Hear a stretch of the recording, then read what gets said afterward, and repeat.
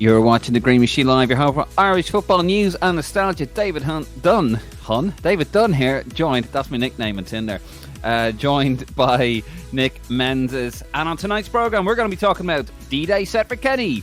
Kasey McAteer set to jump ship to Ireland. We look at who else might join him. Sky has just asked the guards for a dodgy box crackdown.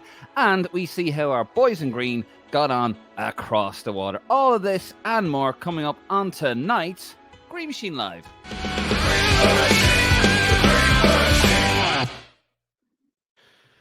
Well, as you could tell, Nick, that was a smooth intro. David Hunn, I like it. Or David Hunn, yeah. David Fun. A Rangers fan or a sweetheart. And of course, tonight we are Irish Football. And every night, Irish Football's most interactive podcast. So please have your say. Get involved. Anything we talk about here, well, we've just named what we're going to talk about. But you can get involved and you can ask us any questions. As always, because we're lovely. I'm a Hun.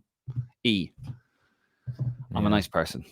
Anyway, Nick, how are you? Good to have you back. I haven't spoken to you since Faro, actually. Yeah, I know. It's been a while.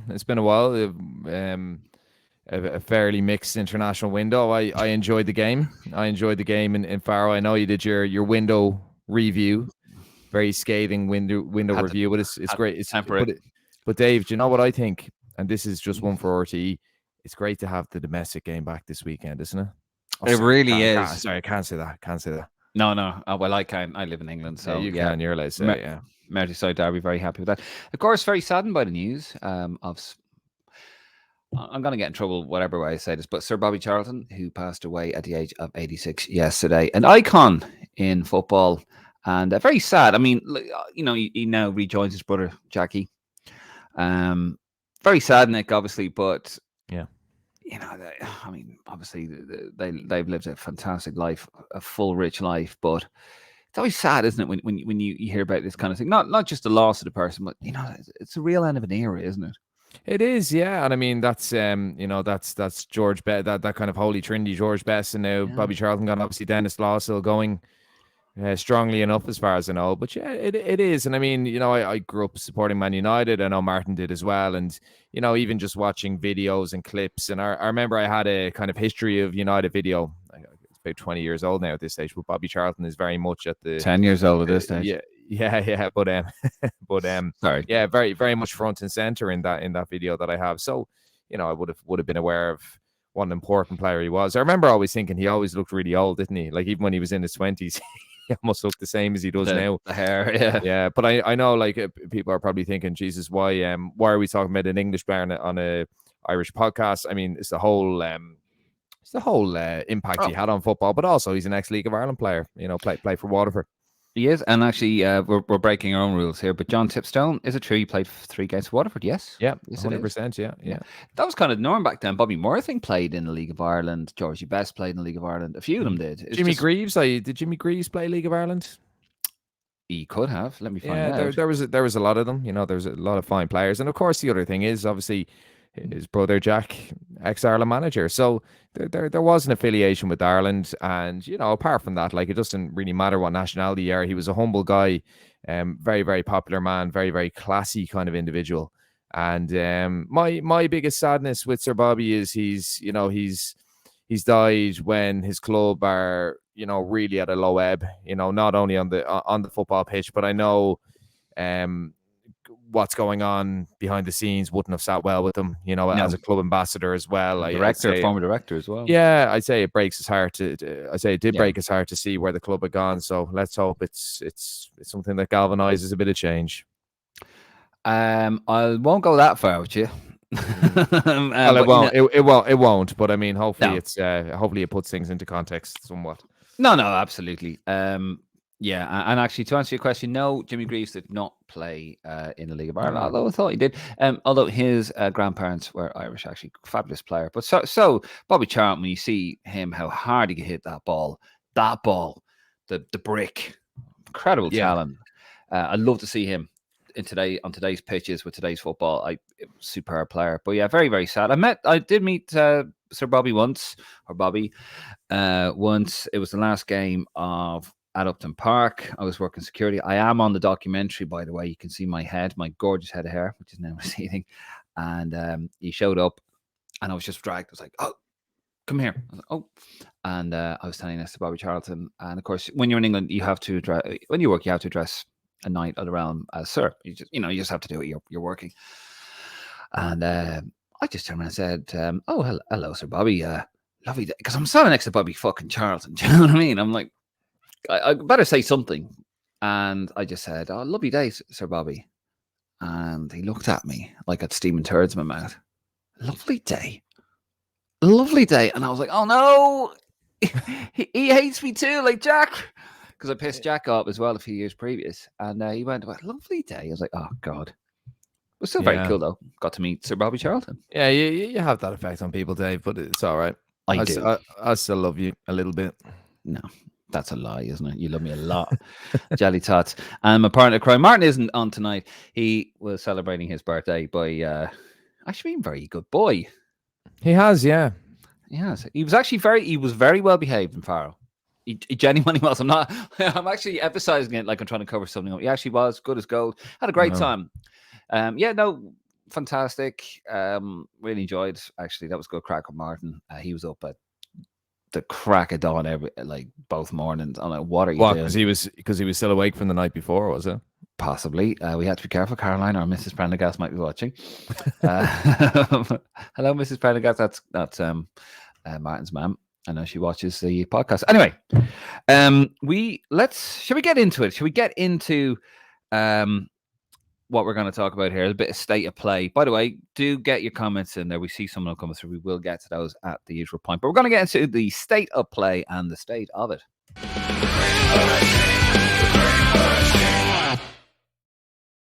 So it has come to fruition that the FAI, when it comes to our manager, Stephen Kenny, they have set a date.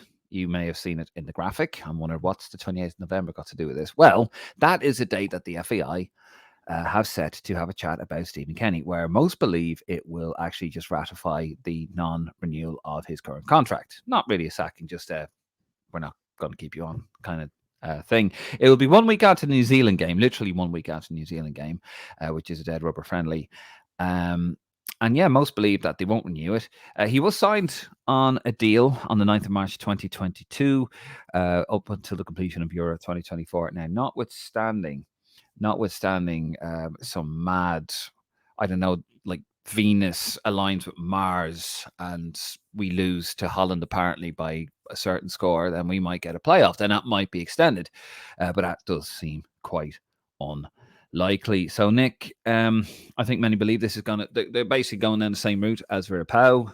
Nice and clean. Just let us sort of, Virapau was actually anything other than clean, but they hope this to be a bit of a cleaner exit, bit of a Brian Kerr job. Just let it go, as Elsa would say.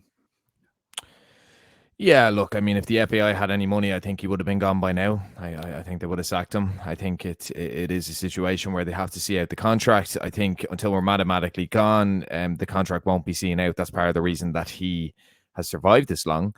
If it's a situation where we end up with a playoff, it's very, very likely Stephen Kenny will remain in charge. Yeah. If you look at the differences, I mean, the unusual contract situation with Mick McCarthy before Kenny came in, McCarthy secured a playoff.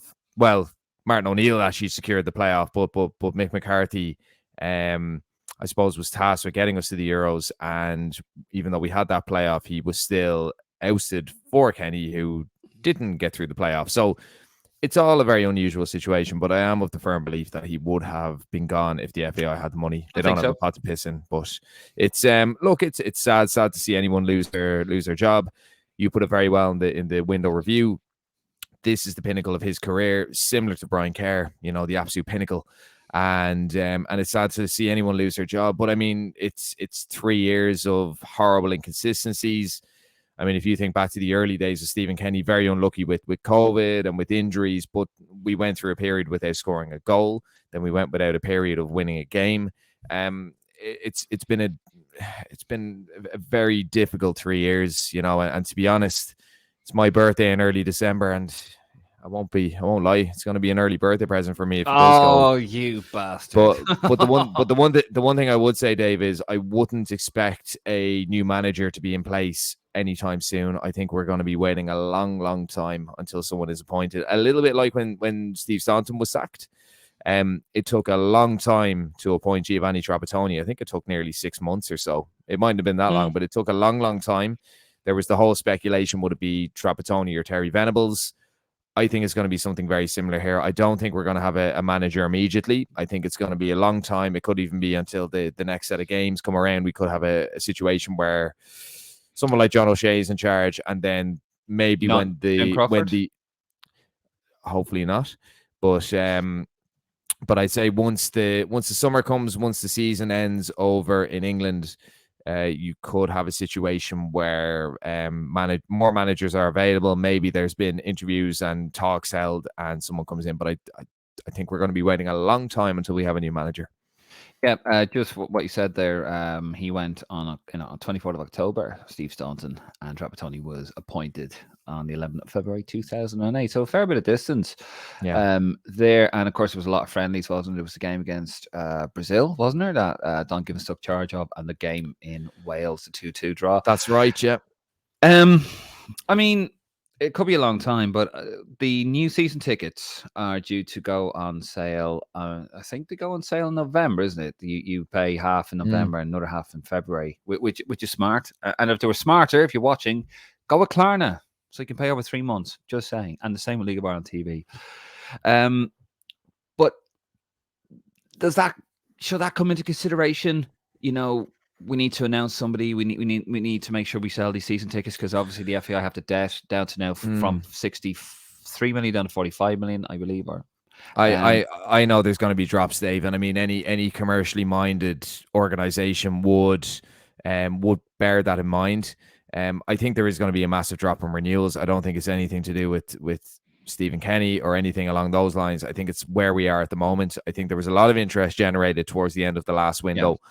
I think there was a lot of hope, an emerging team, a young team, and people kind of bought tickets off the back of that. I'm also a firm believer, Dave, that post-COVID, you have seen a rise in tickets in every kind of event industry. So many events selling out, between the music industry, between even League of Ireland games, people were craving live events and live sports. So I think that was another massive contributing factor, rather than Stephen Kenny or anything. But I think, if you're a commercially minded organization, you would have to bear in mind who the next manager is and coincide that with the sales. I've renewed I paid the deposit anyway for my renewal, but I've spoken to a lot of season ticket holders who are not renewing. And look, that's hearsay. That's he said, she said, but that's a couple of people I know who would have had season tickets a lot longer than me. I mean, I'll renew my season ticket. I do get media passes, but I do have a season ticket. Just in case the page goes tits up. No. Until you get cancelled, you mean? Until we get cancelled. Until I say something inappropriate and I'll get cancelled. No. I mean, I will always have a season ticket. I would have a season ticket anyway if I wasn't going to media. I just would, and I believe in it. And hopefully it's not the case. I think we should genuinely get behind whoever. And a successful Irish football team. We'll get there. I do think we'll get there. Unfortunately, it won't be under Stephen Kenny. Speaking of which, just very quickly, the women's squad was announced there by Eileen Gleeson. And a similar situation, we might find a similar situation with the men's team, as you touched on. They are still looking for a women's manager. Eileen Gleeson was only supposed to be in charge for the one window. Has done incredibly well. 2 very excellent wins. What was a 4-0 over, or 2 3-0 wins over Northern Ireland and Hungary. Yeah. And now she's in charge for the next couple, and they're in no rush to. She doesn't want the job. Yeah, and it's a shame. I'd love to see Eileen Gleeson get the job, but no, she's no interest. Well, not that she's no interest, but I think she's more into the developmental side of things. But she seems popular already. She does have a good caliber of coaching, very highly rated coach within Europe. Never mind Ireland, but she's doing unbelievable work in the developmental role. Would taking the Ireland job maybe stem some of that work? Would it be a conflict of interest where she can't be involved?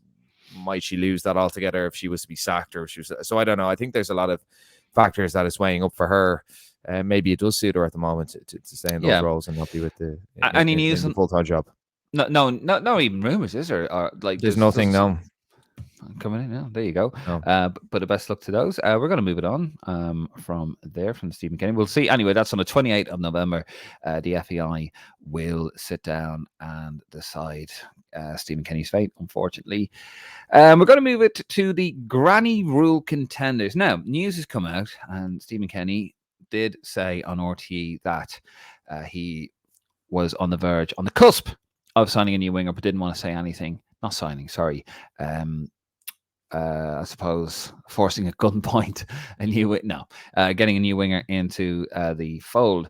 And we believe this to be Kasey McAteer, who I did announce on the podcast, on the live one during the week, on a review that he's 21 and I think he's got 5 goals in the championship, just off the top of my head. Didn't play this weekend because I think he's out injured at the moment. For Leicester City, who are doing quite well in the championship. But also, which would obviously be a coup for us. But Nick, we've also got a few others that are in the pipeline. I'm going to read them out to you. I'm going to give you the list, and I want you to tell me a little bit. Tell our lovely folks out there a little bit about this. So here's some possible Irish granny rulers. So we'll start with this first one, actually. Dennis Kirkin in Sunderland. Now, I might be wrong on this one, but he's actually born in Dublin, isn't he? So Dennis Kirkin, born in Dublin to Latvian parents. He actually got sent off playing for England against Ireland in Tallaght Stadium a few years ago. So very, very highly rated. He was with Spurs. He was in their academy team and went to Sunderland. And since he's gone to Sunderland, Spurs have actually tried to get him back, apparently, on some buyback clause. In with the England under-21s, he's had some really bad injuries over the last little while. I think he's currently injured at the moment. Excellent player, excellent left back. A problem position for us, a position where we have Ryan Manning, who's 27, and not much depth in behind. Not much, not a huge amount of players coming through a left back. You've Sean Brown with Lincoln City, but obviously there's no kind of mention of him maybe going to a higher team. So yeah, someone like Kirkham wouldn't only add a bit of depth to a problem position, but also a bit of quality. I think Stephen Kenny did mention that they were aware of it, that they were chasing it up. So I can actually see that happening. I can see Kirkham playing for us out of all the lads on that list. Cheeky bastard, he's born in Dublin. We'll see how that one goes. The next one is Jobe Bellingham, the brother of Jude Bellingham. Joby. It's a Joby, is it? Yeah, Joby Bellingham, yeah. Joby Bellingham, born in Stourbridge, 18 years of age. However, in this one, Nick, it did come up on TNT Sports that apparently Real Madrid are tracking the 18-year-old. Yeah, I don't see that one happening. I think it'd be highly unusual. Like, he very, very good. Not quite as good as his brother, who's probably one of the best players in the world at the moment.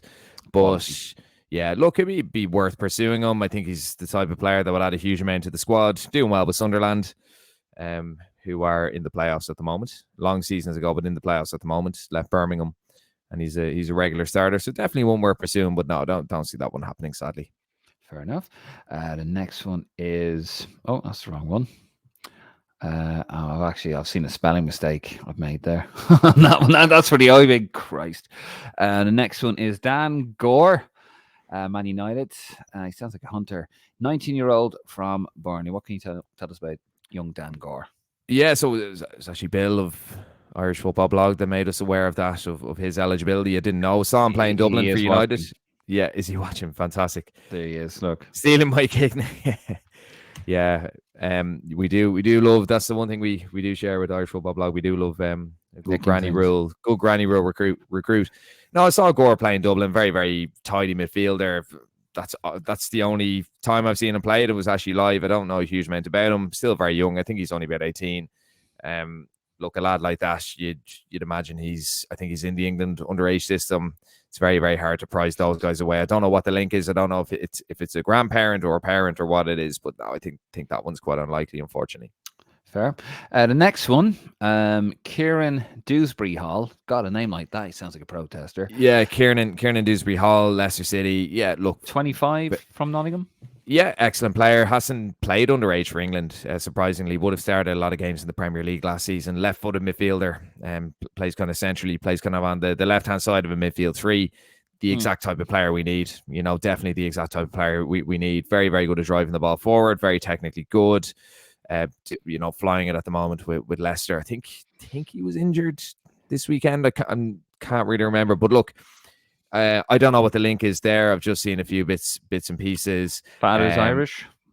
Is that sorry, Bill? Is Or yeah, Gore or that? don't know if that's Gore again. That's not Dewsbury Hall.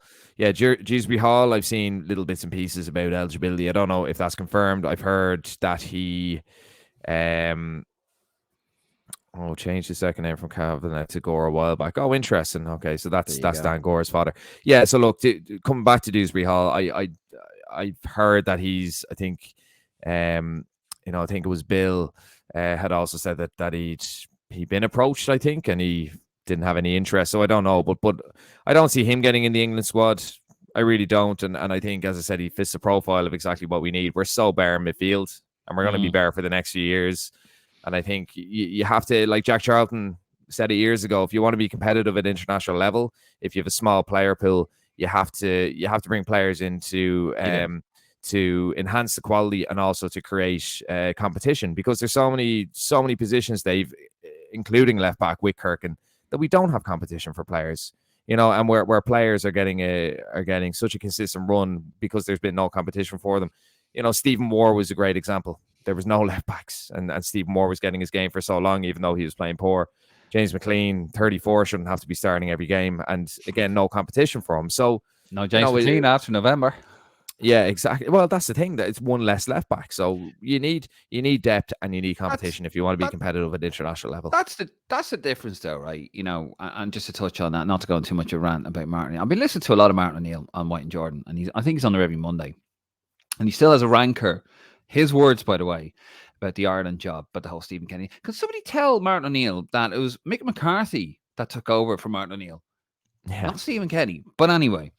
That goes to show you, though, doesn't it? The poor job, or the laziness, in my opinion. When Jack took over the job, he wrote to all the clubs, England, Scotland. Have you got an Irish player? Did you want to play for Ireland? Blah, blah, blah.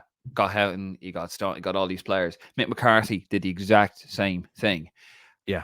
To be fair to Kenny, he has gone out. Brian Kerr didn't really do. He was very much of the like, you had to be born in Ireland. He was very weird about getting players, and he was, to be fair. Did you know that he didn't think that players born in Northern Ireland should play for the Republic of Ireland, even though his parents are from Northern Ireland? Say, but anyway, and it goes to show. But on that, Dave, as well, I think Charlton aggressively pursued players. He would go into the changing rooms at the club games. Mick McCarthy was the same. He would aggressively pursue. Where Martin O'Neill just didn't care. Martin O'Neill didn't care. Stephen Kenny and O'Neill, it's been very much like I remember Roy Keane saying that we should be camping outside of Jack Grealish's front garden or something like that, but they didn't do it. Stephen Kenny, again, very, very coy on Dennis Kirk, and he said, we're available of him. I think Keith Andrews went over to the States to watch Jack McGlynn, but never spoke to him. So you have to look at Morocco. Morocco came fourth in the World Cup. They aggressively pursued players. England have aggressively maintained or retained players. So it's football. It's not, they're not going to war. Like, at the end of the day, people like to romanticize it, but they're not going to war. They're footballers. Troy Parrott put it very well when he was speaking about Tom Cannon. He said a lot of footballers, it's a short career. They have to do what's financially right and what's personally right. But if people are under the illusion that someone will play for whatever country because they love the country so much, it's not always the case. They're footballers. It's a business. It's a shrewd business, and agents as well, Dave.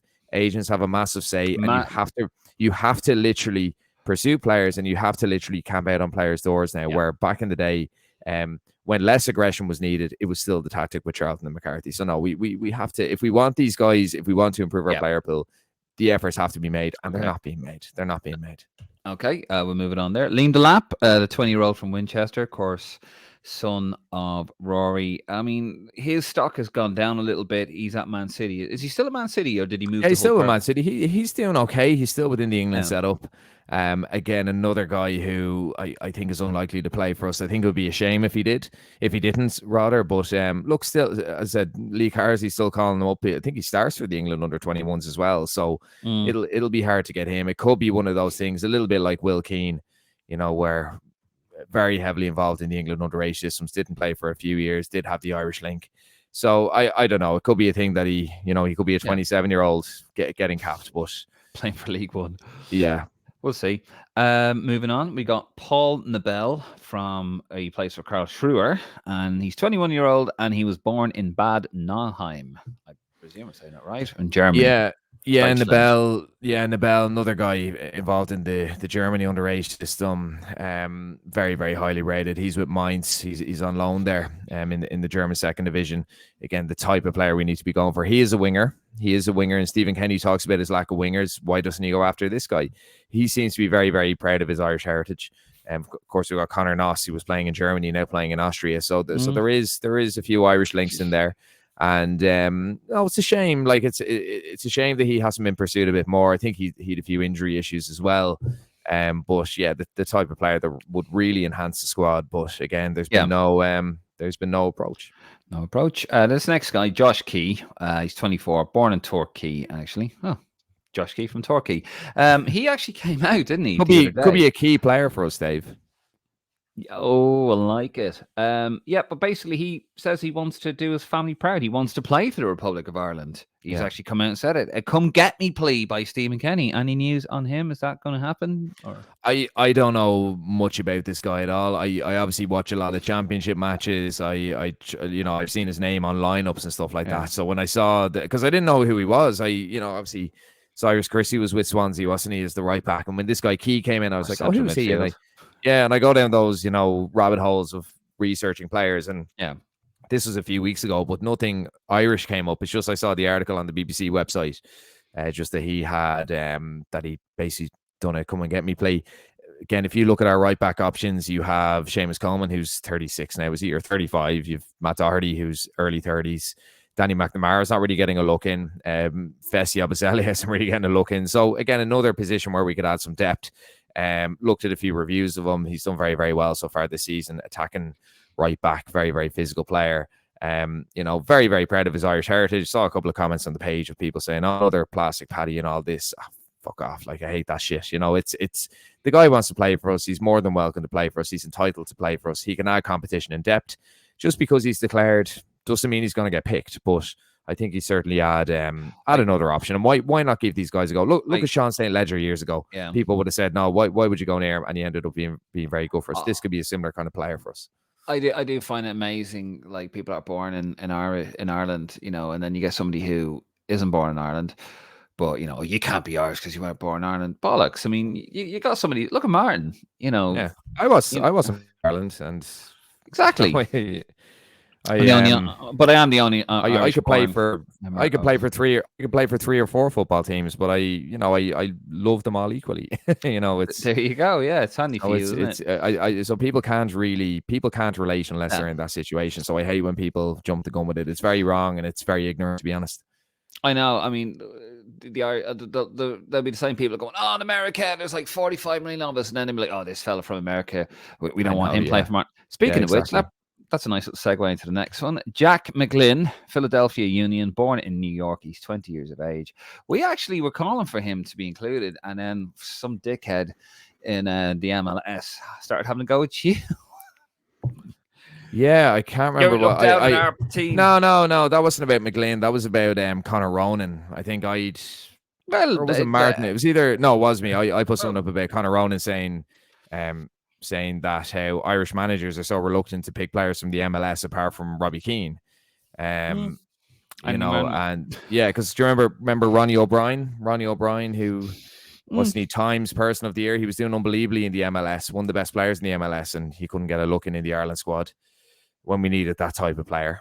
And I basically said something along those lines, and then this random guy, freelance journalist, started saying, what is with us a freelance journalist? We're much better than the MLS is much better than you think. All this kind of I can't really remember, but it was he basically made a tit of himself. But he was actually underscoring your point that you were making. He just clearly didn't read. Like somebody went, "Oh, look at this guy," and I was complimenting the MLS and I was complimenting Conor Ronan, and your man just jumped the gun and got defensive and showed his serious lack of knowledge for football. This lad, same happened with an Australian page. Brandon O'Neill. I won't go into it. Basically, Brandon O'Neill, who qualified for us, committed his future to Australia. And I think I said something along the lines of he wouldn't get into our squad anyway, which he definitely wouldn't. And then some Aussie lads started, another freelance journalist in Australia started going on about how the A-League is much better than the Championship. Which is a complete shash. Load of bollocks, yeah. But just very quickly, and we'll finish up this part of the program. Jack McGlynn, Philadelphia Union, 20 years of age, from New York City. What can you tell us about him? Yeah, another guy who we need to get. I think his dad is actually Dublin born, as far as I know. Another guy who's just really technically good. A little bit like Dewsbury Hall, left-footed central midfielder, very, very good passing range. If any clips or any games I've watched, his passing is the big attribute there, and that's what we're missing in midfield, isn't it? Look, very much immersed in the USA underage squads. I think he got a call up to the senior squad for a camp and couldn't play. I think he pulled out of that. So look, he's a fantastic talent. We can see the talent coming out of the MLS, players ending up in Serie A, ending up in La Liga, ending up with really, really top teams. Their production line has improved so much to the US. And I think if we got someone from that production line, a technically good player, it would certainly add to us. But yeah, again, I think he's very much going to play for the States. And a big criticism I'd have, Dave, of Keith Andrews. Why would he go over to watch him when he wasn't going to chat to him? Like, on taxpayers' money, working essentially, and going to watch a game, probably having a piss up. Well, I can't really say that, can I? But look, no, but any coach, any manager worth their salt in that position, they would do everything they could to grab a conversation with them, let him know that they were watching him, letting him know that they wanted him, and he didn't do that. So no, a big failing of Keith Andrews, like many things in this regime. Really putting the boot into Keith Andrews there, right? Well, we're going to move it on. Thank you for that, Nick. A fantastic list. What do you think of that list, by the way? I see the comments coming in. There's so many more, by the way. That's just a condensed list. There's so many more. There are lots. Nick doing the Irish manager's job for him. So tell us what you think about that. I have seen comments. We will get to those. Just very quickly, going to move on to this. Was brought to my attention by a mate of mine about the Sky TV have asked on Garda Síochána to set up an anti-piracy Garda unit to crack down on the so-called dodgy boxes being used for illegal streaming. This is from the Irish Independent this morning. The media giant believes a dedicated piracy unit within the intellectual property crime unit, resourced by at least 2 detectives, will significantly disrupt operators who illegally resell content and give people illicit access to subscription services. There's been correspondence being seen by the Sunday Independent show that Sky met with Enterprise Minister Simon Coveney in May to raise the issue. And Sky Ireland chief J.D. Buckley has asked Mr. Coveney to speak with the Justice Minister about resourcing Gardaí. I mean, I'm not being funny, right? But surely I'm going to sound like an old, crusty old man who reads the Daily Mail. But surely to God, the Gardaí Síochána do not answer to Sky. And they have, crime rising in Ireland. They have better things to be worried about than going out and looking for dodgy boxes. Seems like a different podcast we're reaching into now. There is a crackdown. There is a crackdown. It's more the people that are running it, I suppose. I mean, you see a lot of videos going around of these raids and all these skyboxes and servers and things, and it is rampant. It is rampant. But the bigger issue is the likes of Sky who drive prices up and people can't afford it. So it's like anything, Dave. It's like any kind of crime. When you drive people to, I don't want to say desperation because people can do without a skybox, but when you drive people to things like that, that's what happens. So maybe if they looked at reducing, maybe if they looked at their prices, maybe they looked at reductions and the cost of living crisis and that kind of thing, then maybe it wouldn't be as big an issue for them. But yeah, for sure, the guards do have bigger things to do. I mean, which they can't do because they're so under resourced. But you see, it's an outrageous one, really. Yeah. But you see, so like you look at O'Connell Street, you go down O'Connell Street, and you see Roma beggars, Roma gypsies. You see, a lot of intimidation on the streets. You see lots of gangs on the streets, and you don't see a guard in sight. Tourism is worth a lot more to Ireland, and I know it's for a fact, than Sky Television. And they need to, I think, and the thing is that they will actually ramp this up, because it's money talks. But surely to God, the Gardaí have bigger fish to fry on their plate than dealing with dodgy box. And you're absolutely right. And I'm seeing the comments coming in. What do you think of this, guys out there? I mean, Sky. I was looking at it there. If you want to watch all the Ireland matches, I think it's like 35 quid for Sky Sports on top of your Sky package. It's like another 30 quid or 25 quid for TNT Sports, which used to be BT Sports. It's $8.99 for your Amazon Prime. You know, what did he expect? Lower your fucking prices. Do you agree with me? Or do you agree? We're trying to make an hour. Do you agree with Nick that Sky are in the right? Sorry, Nick. I'm just trying to get. No, I didn't say they were in the right. Well, I'm just trying to get. is, just go with it. Just go with it. I'm trying to get. I'm trying to be controversial. Yeah. No. No, right. Yeah. No, it's no. Look, it's extortionate. Yeah, it's and it's always been extortionate. But look, I'm with Sky, so it's I can speak from experience that it is extortionate. But look, I want to watch football. And that's what I have to pay. Well, do you agree with Nick or do you agree with me? Go on, agree with me. Do you have a dodgy? No, don't tell us. We don't want to know in case somebody's watching. Just told you I'm with Sky. No, a dodgy box. Do you have a dodgy box? I remember I did have one years ago, and I actually came home hammered drunk. And I knocked water over and spilt it everywhere and went all over the dodgy box. It was on the floor. I think the bed, I don't know, I ended up on the floor. It was hammered. And I was like, oh, and I switched it on. And, I've lost Nick. And anyway, I'll tell you guys out there. And I switched it on. And it made a cooking noise. And absolutely just fried my dodgy box. We all had one, I suppose, in the end. See, that's what happens, Nick. See, Sky are onto you. You see, that's why you shouldn't be paying for Sky, because your Wi-Fi's with Sky, and they just knocked them off. See, that's what I'm talking about, folks. Sky do not offer value for money. Can't even get poor Nick. Look. That's very true. Like, ironically, my Wi-Fi with Sky just goes as I'm talking about them. So yeah, there you go. Always listening. Always listening, always watching. Right, anyway, tell us what you think about that. We will get to the comments soon enough. We're going to wrap up this portion, of the podcast, and we're going to talk a little bit about Oi Big, our boys agree. I'm going to see how our boys got on across the water, and I'm trying to find the little video thing that Nick has put all the way at the top because he's been on the last few. Thanks for that, Nick.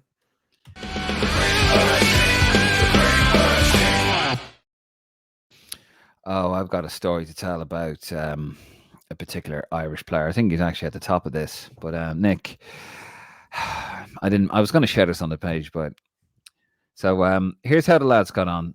Nick, do you want to read the first one off? I will. Yeah. So Chiedoze, not Chiedoze, as it's spelled correctly there. Chiedoze Ogbene, so goal for Luton Town in the 2-2 draw versus Nottingham Forest. Cousin Will, so obviously Martin's cousin Will Smallbone, a goal for Southampton, their 2-1 win over Hull City. Shane Duffy, a goal and an own goal for Norwich City. They lost 3-2 to Leeds United. Luke McNally, a goal for Stoke City in their 2-1 win against Sunderland. Liam Delap, a goal for Hull City in their 2-1 loss to Southampton. Yes, we are claiming him. And we are also claiming Jake Clark-Salter, a goal for QPR in their 2-1 loss to Huddersfield Town. Will Keane, who we did manage to claim, an assist for Preston North End. They drew 1-1 with Millwall. Conor Shaughnessy, a goal for Portsmouth, who are top of the League One table. As far as I know, they beat Carlisle 1-0. And Troy Parrott, excellent goal for Excelsior. They lost 4-2 to Anselmo Garcia McNulty's Zwolle. There you have it. So I did a cheeky little punt yesterday. I said punt. And basically I did, both teams to score. And I did an accumulator for about £5. And every one of them came through. And I was waiting for Nottingham Forest and Luton Town. I had both teams to score. And there was 1-0. And I said to everybody, this one is going to win. I'm going to win. It's going to be £68. It's going to win. And then it went 2-0. Nottingham Forest thought, oh, Christ, the heads are going to drop, And it was offering me a cash out of £8. And I said, you know what? I'm going to cash out. And I hit the button, Nick. I cashed out. And about 10 seconds later, came up goal for Luton Town. Young Ogbene. That's, I suppose, I still can't say his first name. I was going to say it there, then I just... Well, as it's spelt. Chiedoze? Yes. Chiedoze. I'm sorry. Chiedoze. I just go blank Chio. with it. Just Chiedoze Chio. Ogbene. That is his revenge for me not being able to say his front name. First, I honest to God, right? I am terrible with names. I can never remember names. It's not an ignorance thing. It's not an arrogance thing. I cannot remember names. It doesn't matter if your name's fucking Bill or what. I cannot remember them. I remember I kept calling when I was working where I'm working now, and the guys at reception. Took me 6 months to learn a name. I kept calling them different names every day. God. Anyway, yeah. So there you go. I was raging. Cost me 60 quid, that did. And then the fireman was laughing at me. He said I was a coward and a chicken. And then South Africa beat England in the rugby essay, and I almost exploded out of the chair and went through the television set. I was so happy. Good old Pete. And his name's Connor, actually. His name's Connor. I said, "Where's your O?" But anyway, thank you for that, Nick. Very sparse, big as per usual. Shall we get to the comments? Shall we see what our people want to say to us? Let's see what all of my fans want to say, David. All of your fans want to say. Darrell O'Connor. Good man, Darrell. Says, "Story lads, missed you in Portugal. Got drunk way too early, then went back out at 11 p.m. Great trip. Nice to bring back 3 points for a change." But you had more than 3 points by the sounds of Darrell. No problem, Darrell. We will see you hopefully in Amsterdam. That should be interesting. Martin and I will be over there. And a bit more from Darrell on his trip to Faroe. A few Irish we shared a hotel would invite us to the 60th party over there. Lovely people. Shows how the Irish stick together abroad. Well, I'll tell you what. We went back. I didn't share this, actually. I meant to share this, Nick, on the live review.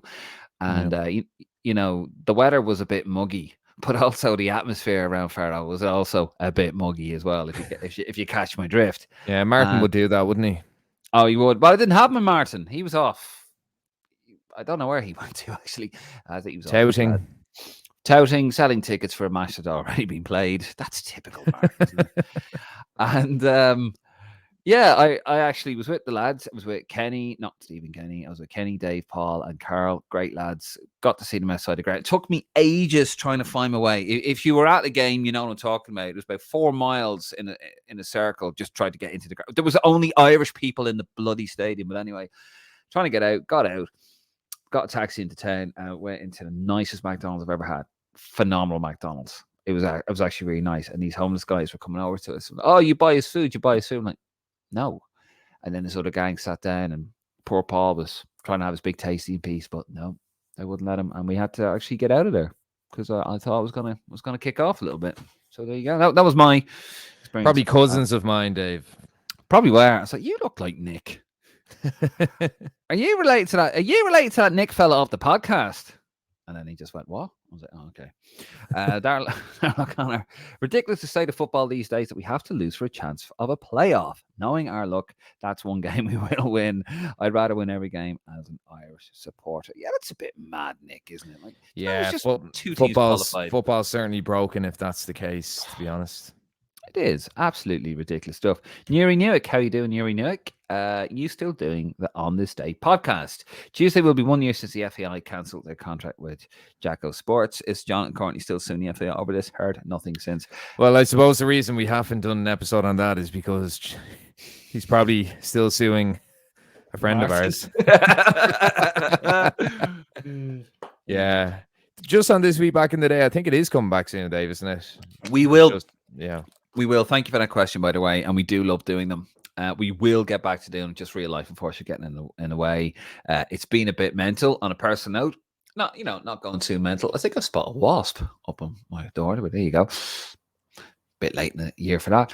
But yeah, from a personal point of view, it's just been a bit mental. Haven't been very well, and just sort of getting back in the swing. But so we will be looking to do it before the year ends. Lots of stuff to delve into before the year ends anyway. So a lot of Irish content to get through. So we will get to that. But thank you very much for your question. And we don't know about that. I think that is one that will just quietly disappear, if I'm honest. What do you reckon? Quietly disappear, the lawsuit? Oh, yeah. Look, no comment.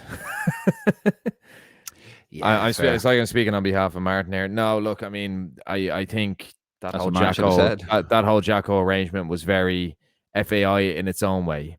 Very unusual setup, very, very strange. I'm glad we're out of it, to be honest. I think we're going to be better for it. Yeah, I do like, the fact we've knocked 20 million off the debt, and I do think financially we'll be a lot more stable without these crazy deals that the old FAI were doing allegedly. Darrell O'Connor again. Other than Carsley, would you take McCarthy back? Even Roy, maybe not together. Of course, could you imagine that? That I'd be brilliant.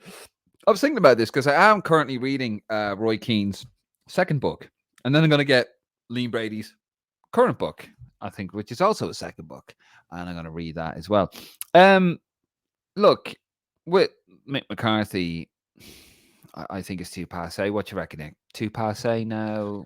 I think they're going to go for a very different approach. I think it's going to be someone young. I think it's going to be someone very contemporary. Mick McCarthy just doesn't give you that. I think the last regime, bringing Robbie Keane in because he asked for the job, I think he lost a lot of credibility because of that. There was a strange feel to it. It was very much a patch-up job. I think the nature of his contract as well, I don't think he was too happy with that. And no, I don't see it happening. He is available. He's probably affordable as well. But no, I think we need to go with something very, very different. I think, I think you do all right with this set of players, to be honest. But I think it'll be very, very bland football. I think we need to progress. I think we need to look for something more contemporary. And something you always hear from the older managers like O'Neill and like McCarthy, it's a results business. I don't like the word project. That was what O'Neill used. I don't like the word project. Well, it was a project. It is a project trying to rebuild Irish football. Roy Keane, no. I mean, it would be box office, but absolutely not. I'm just reading his book there, Nick, the second half. And, here's a guy who bought his way pretty much to the championship under Sunderland, got some good Irish pros. You could win it back then with guile and craft, but mostly guile in the championship back in 2006. Not trying to take away anything he achieved, right? I'm genuinely not. But let's be honest. And then that went to pot as he fell out with the new owner. And then he went to Ipswich. Didn't do very well there, actually. And he was a guy that was falling out with players. In his own book, he writes about fighting other managers. Then he took over the Ireland assistant manager job. Only assistant manager I know that's ever had his own press conference. And then he was falling out with, like, he had the fight with Frank Gillespie in the thing he went for Frank Gillespie because he tried to sign his book, Blackthorn Paddy, as he's known on Twitter. And then he also... he's fallen out with players. He was Paul Lambert at Aston Villa. Then he was the assistant manager at Nottingham Forest after he lost the Ireland gig with very, very poor results there. I mean, some bit like Andy Townsend coming out and saying he wants Roy Keane to take over. Really? That's why I can't stand this old boys network nonsense. And I like Andy Townsend. Yeah, no, he certainly wouldn't be for me. And wasn't Townsend touted as speaking of Martin, wasn't he touted as Terry Venable's assistant if he was to come in back in 2008?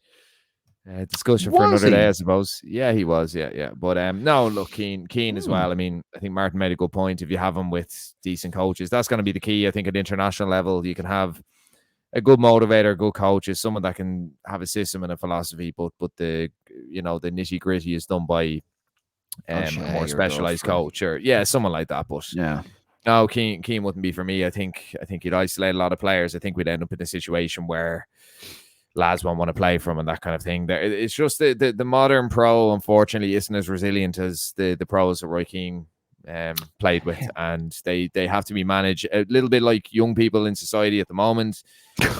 Just have to be mollycoddled a little bit more, sadly, and Keane just probably wouldn't have that approach. But no, not for me, Dave. And I'm a big Roy Keane fan, but no, I don't think so. No, and that is true what you say about the younger lads. They're not a bad bunch of lads, by the way, the current crop. But anyway, Darrell O'Connor, when we don't get a playoff, we will have friendlies in March. Be very interesting. And we'll have friendlies in the lead up to the summer as well, because we'll be fodder for the Euros, which are taking place without us. Graham, how you doing, Graham? Happy Sunday, lads. I reckon Kenny will be gone in November. New one in place by March. I reckon there will be an open interview process where they will accept all applications. Poyet is my dark shout. The master of the dark arts, Gus Poyet. It'd be an interesting one. Do you reckon it'll be an open process? Do you reckon they'll have a short list? I mean, it's Carsley, isn't it? They want Carsley, apparently. I don't know. I think it's going to be someone very left field, to be honest. I think it could be someone who we aren't that familiar with. Brian Barry Murphy is my shout. I think someone like that could be a very, very popular appointment. Very contemporary appointment. Just the type of manager that I think could be affordable and will probably fit the profile of what the FAI are looking at. Me personally, I'd like to see an experienced manager, someone who's already managed a national team, someone who can play with a decent style. Again, the style is hard to get across. I don't know. I really don't know. Maybe someone like Poyet, someone who's managed a bit, someone who'll play kind of a continental style. But I don't know. Something about Poyet, I wouldn't be fond of. I don't know. He's always been a bit of a bowsy, hasn't he? Like as a manager, and what was the one when he was assistant manager at what was the club? And he booted the ball. Dennis Wise was the manager. Was it Millwall? And he booted the ball onto the pitch like to waste time. I think he's somebody who could galvanize. I reckon he could get that team playing. He's just that sort of. He's always been a bit of a fucker. Do you know what I mean? And I mean that in the nicest way possible, Gus Poyet. But yeah, I wouldn't be totally against Gus Poyet. I reckon he galvanized him, and I reckon he would throw himself into Irish culture a bit. Daryl just follows up on that. I don't know why Poyet would leave Greece when he could potentially qualify with them. I think it's more Greece are very unstable. I think Irish is quite. You look at Kenny, look at the time. The other thing I say, Dave, I didn't think that Greek team was. I didn't think that Greek team was any good whatsoever. Like they obviously beat us. Shows the low ebb we're at, but I thought they were very poor in both the games we played them in. So no, I have not for Spurs me. us. Not Spurs us. Very but true. Fair. Darrell O'Connor, I'd like to think history will be kind to Kenny. I think it will. I think he'll be an honest guy. He went in, gave it his best, but unfortunately just wasn't up to it. But I do think he will have played a part in the progression of these current players. Jason Simons, how you doing, Jason? Paid my renewal. Good man, Jason. That's it. Get behind the team. Get behind the team. Look, it's a bumpy time at the moment, but get behind the team. I don't get this, Nick. I'm going to go off on a tangent, but I saw a lot of it when, I was putting up the scores and taking the pictures of scoreboards and all that. People, why would you watch that nonsense? That's rubbish. Because it's your fucking country. You support them. Yeah. It's not, it's not a team you choose to support them. You support them. And then, you have some people slagging off like Martin. And folks like Martin, not even you're not even born in the country. Yeah, but they're off watching Ireland play and supporting them. You support your country. Yeah. When it suits them. When it suits them, yeah. When you qualify and you can get the beers in a social media post like we will when we qualify. Pat Roach, how you doing, Pat?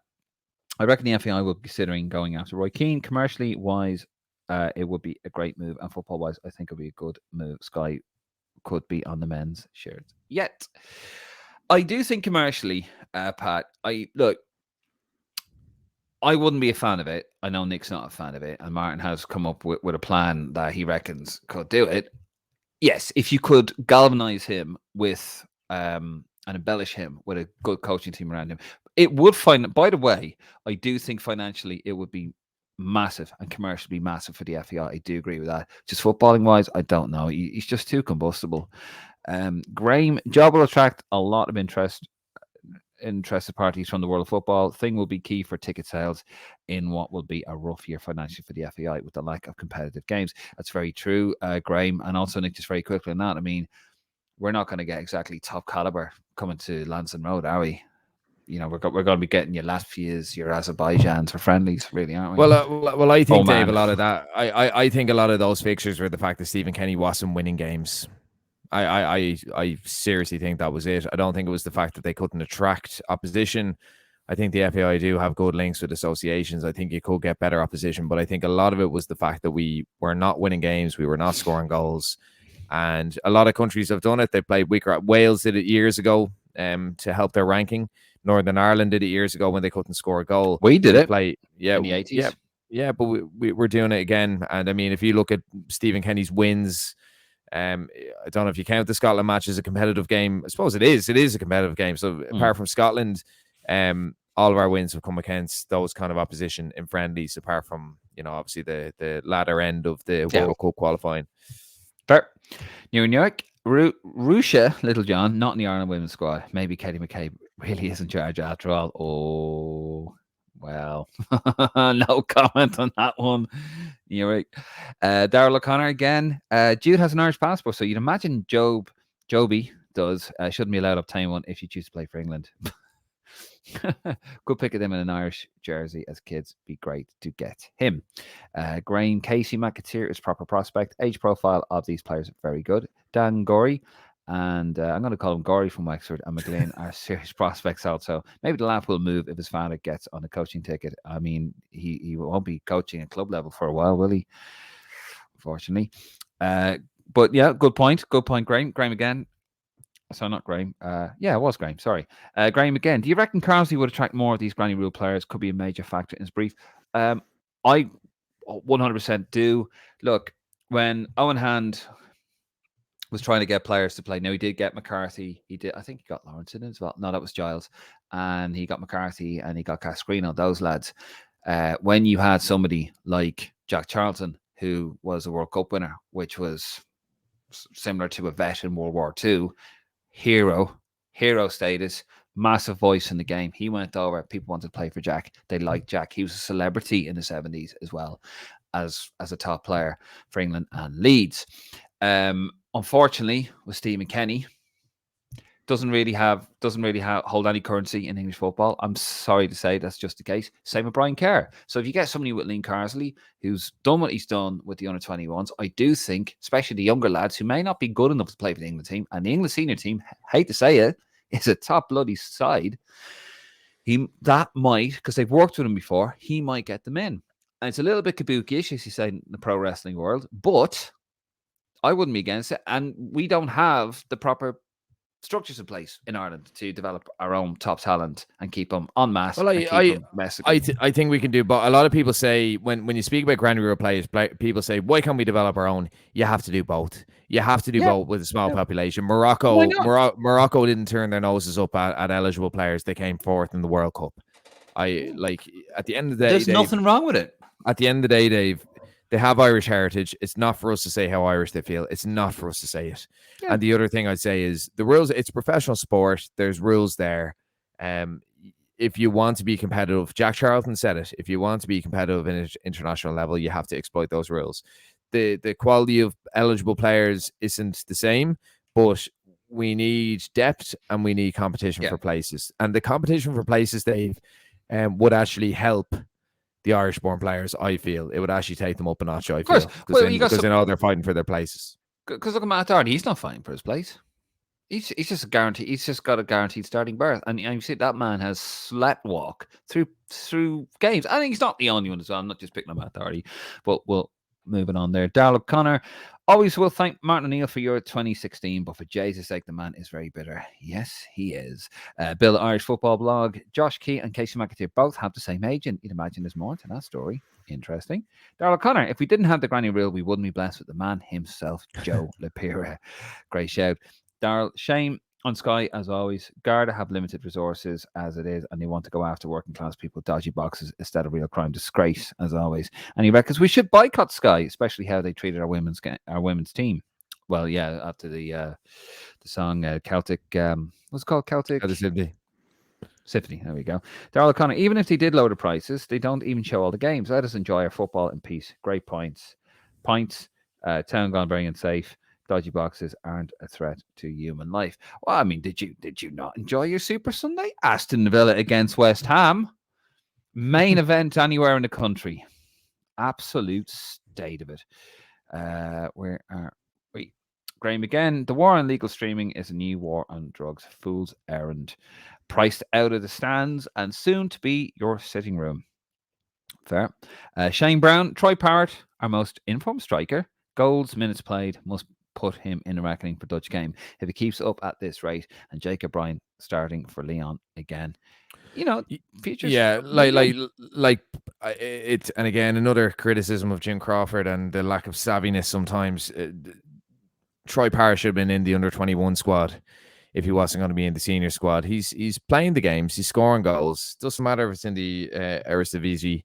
He's an experienced player at this stage, Dave, and he's a unique kind of player so far that he does play that little bit deeper. He's getting a really raw deal off fans who've never really watched him because they think he's a centre forward. He's not. He's a talented guy. He should be involved somehow. As I said, he's still eligible for the under-21s. Very good player. Yeah, very good player. And, just gets a horribly raw deal. Yep. And Darrell O'Connor does correct me. It was Leeds with Wise and play in League One and Championship, I think. Thank you. I couldn't think of it. I was only reading it the other day as well. Jason McCutcheon doesn't agree with us on a Roy Keane stance. I'd like to see Roy given a chance.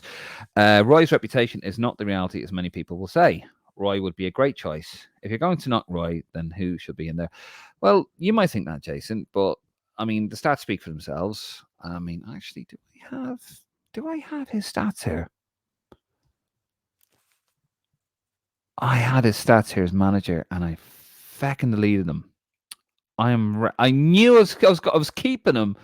I had his stats here as manager because I was taunting Martin with him. They're poor anyway, so I mean, that's very poor. yeah, they're very poor.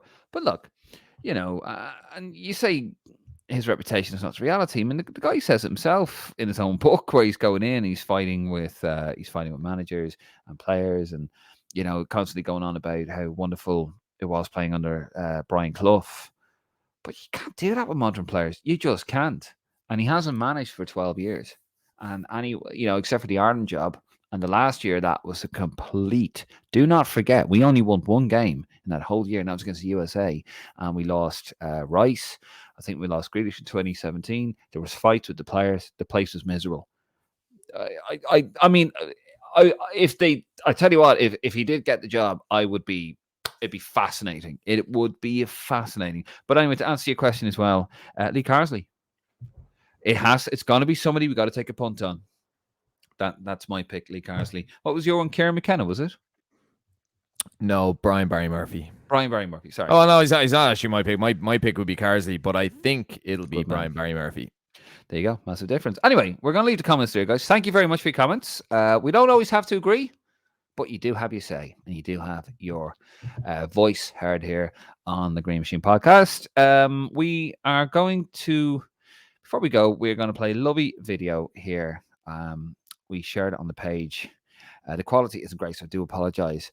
But it's actually when Jack Charlton, obviously we lost Bobby Charlton yesterday, but back in 2008 when Bobby Charlton was given the Lifetime Achievement Award for the Sports Personality of the Year. I didn't know this actually, Nick, but this clip here, Jack and Bobby fell out in 1996 because Jack made a comment in the newspapers that the reason why was because his wife Norma, Jack said this about Bobby's wife Norma. Apparently Norma had a bit of control over Bobby and didn't want him spending time with the mother, Cece. And Bobby came out and said it's absolute rubbish, and he didn't speak until this very moment here. And Jack, who presents the award to Bobby didn't actually know that Jack was going to do it. So on live TV, they reconciled. Yeah. So here's the clip here. I love this clip. Kids, and we used to go to the park and play. I would go home for dinner and he'd stay on all day. Bobby Charlton is the greatest player I've ever seen. He's my brother. Aww. Both together again. May Sir Bobby rest in peace. Anyway, we're going to leave it there. Thank you very much for your comments, Nick. Thank you very much for coming on. If you liked what you heard or what you saw, you can join us on YouTube, the YouTube channel. We're trying to get those subscribers up. We got a lot going on that next year. And also you can head over to our website, thegreenmachinepodcast.com, thegreenmachinepodcast.com, and you can follow us on Facebook, Instagram, and Twitter, and also Lansing Road as well if you want to give us a cheeky little subscribe. Anyway, Nick, that's it. That's all we have time for. And we'll be back next week. Not totally sure the time just yet or the day, but we will let you know during the week. Anyhow, good night. And where is it? God bless.